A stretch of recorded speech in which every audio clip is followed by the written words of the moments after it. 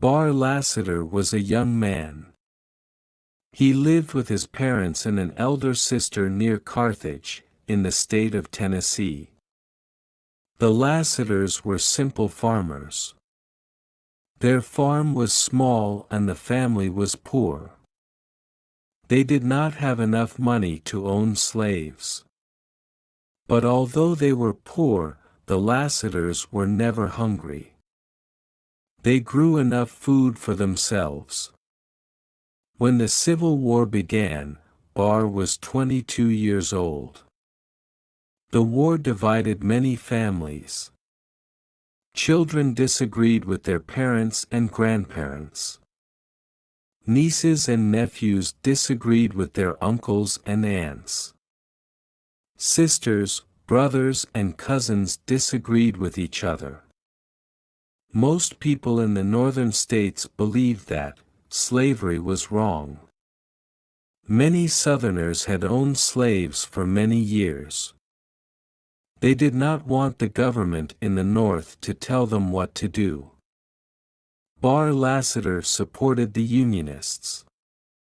The rest of his family supported the Confederates. Bar could not live in the house.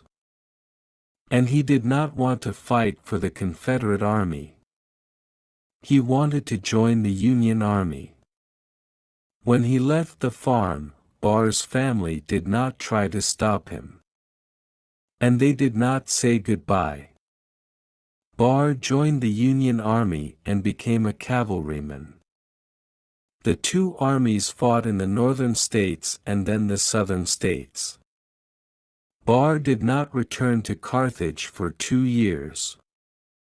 That part of Tennessee had first been controlled by the Union Army. Then it was controlled by the Confederate Army.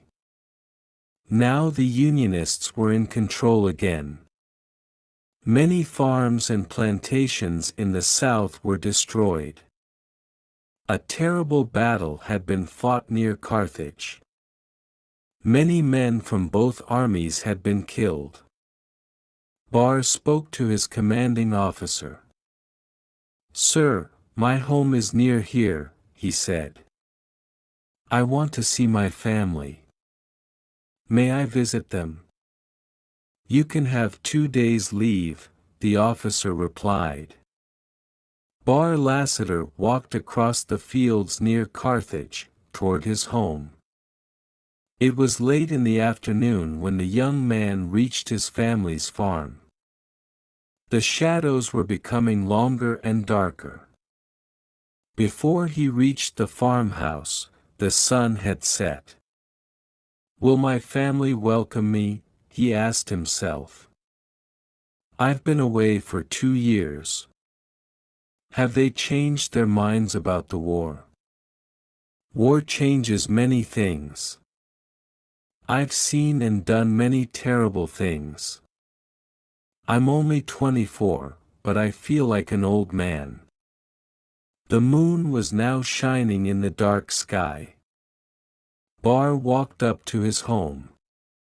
No lights shone from the windows, and the door was wide open. Suddenly, a man came out of the house. "Father," the young man called out. "Father." The man looked at his son, but said nothing. He turned around and went back into the house. Bar was very disappointed. He was not welcome in his own home.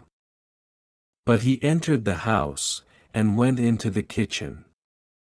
His mother was sitting by the fireplace. No fire was lit and no food was cooking. The fireplace was filled with cold, black ash. "Mother," the young man called out. "Mother." She looked at him, but she did not speak. Bar moved closer. He wanted to put his hand on his mother's shoulder. Then suddenly Bar's sister came into the room. She looked at her brother, but said nothing. She turned around and left. Bar turned back to his mother. But she had left the room too. His family did not want him there. Bar walked to the front door and looked outside. The moonlight shone on the garden. The long grass moved slowly backward and forward. It looked as if it was moving underwater. The wind blew and the trees and their black shadows moved. It was a sad and strange scene. Bar felt tears on his face. He walked back to the army camp. Bar was tired when he awoke the next day. He had not slept well. He had dreamed strange dreams. Did I walk home? He asked himself. Or did I dream about my walk to Carthage? Did my family turn away from me? I'm not sure. I must go back to the farm. He had not walked far when he met his friend, Bushrod Ulbro. Bar had known Bushrod for many years. They had attended the same school. I'm going home, said the cavalryman. I'm going to visit my family. Bushrod looked quickly at Bar, but said nothing. Bar did not notice his friend's silence. He continued talking. I know that my family haven't changed their minds, he said. But there have been changes, Bushrod said. I'll go with you. We can talk as we go. Bushrod did not talk on the journey. He was silent until they reached the farm. Instead of a farmhouse, the two friends found only broken walls that had been burned by fire.